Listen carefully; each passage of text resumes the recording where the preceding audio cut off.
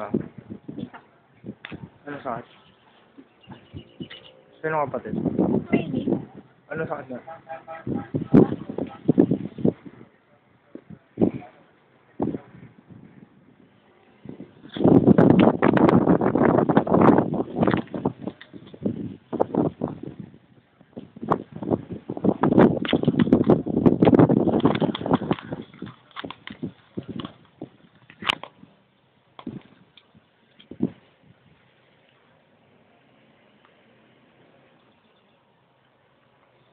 Tatanong si mama kanina saan daw pupunta.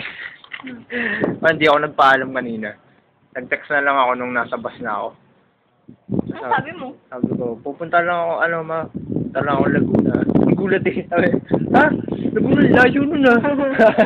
Hindi, may pupunta, importante lang talaga.